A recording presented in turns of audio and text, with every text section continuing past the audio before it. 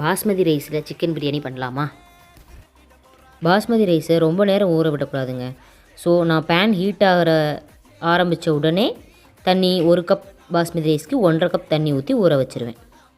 பிரியாணி செய்கிறதா இருந்தாலே நல்லா பெரிய பாத்திரமாக எடுத்து மூடி போட்டு செஞ்சால் தான் நல்லாயிருக்கும். பட் ஆனால் எனக்கு ஒரு குக்கர் தான் இருந்துச்சு. நான் குக்கரில் தான் செய்ய போகிறேன். பட் ஸ்டில் டேஸ்ட் நல்லா வந்துடும். ஃபஸ்ட்டு தாளித்து விட்டுட்டு வெங்காயமெல்லாம் தாளித்து விட்டுட்டு நான் மசால் அரைச்சி தான் செய்வேன். அது என்னென்ன மசால் அரைக்கிறேன்றதை நான் லிஸ்ட்டு உங்களுக்கு நான் டிஸ்கிரிப்ஷனில் கொடுக்குறேன். நெக்ஸ்ட்டு ஒரு டிப் என்னென்னா, கர்ட் ஆட் பண்ணணும். நீங்கள் லெமன் ஆட் பண்ணாலும் பரவாயில்ல. கர்ட் சிக்கன் போட்டு நம்ம ஃப்ரை பண்ணும்போது கர்டும் மிக்ஸ் ஆகணும். அப்படி ஜெல்லி ஆகணும், ஜூஸி. அப்போ தான் சிக்கன் ஜூஸியாக இருக்கும். ஃபஸ்ட்டு சிக்கன் வாங்கிட்டு வந்த உடனே வாஷ் பண்ணிவிட்டு மஞ்சத்தூள், உப்பு, மிளகாத்தூள் போட்டு ஊற வச்சுருங்க. அது 1 மணி நேரம் ஆனாலும் பரவாயில்ல, 2 மணி நேரம் ஆனாலும் பரவாயில்ல.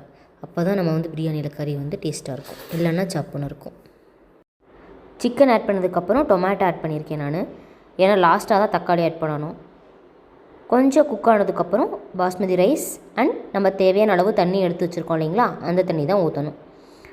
நெக்ஸ்ட்டு அதே தண்ணியில் தான் நான் புதினாவும் அரைச்சி வச்சுருப்பேன். ஸோ எக்ஸ்ட்ரா எந்த தண்ணியுமே ஊற்ற மாட்டேன். 1 கப் ரைஸ்க்கு 1.5 கப் தண்ணி. அப்போ தான் உங்களுக்கு பிரியாணி மாதிரி டேஸ்ட்டாக இருக்கும். கடைசியாக மல்லித்தலை, லெமன் ஜூஸ் ஒரு 1/2 லெமன் போட்டால் போதும். ஏன்னா நம்ம ஆல்ரெடி கர்ட் போட்டிருக்கோம். இல்லைனா ரொம்ப புளிச்சிடும். தக்காளியுமே அதனால தான் கம்மியாக போடணும், நிறைய போடக்கூடாது.